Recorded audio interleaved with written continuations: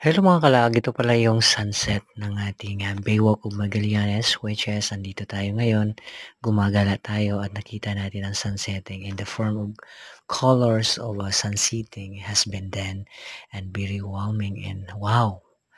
Kapag pumunta ka dito ng aming hometown dito sa Magallanes, you may say that's sunset every afternoon. So this is the Baywalk of Magallanes, located at Barangay Santo Rosario, Magallanes, Agusan del Norte. This is the most beautiful sunset coming happen here.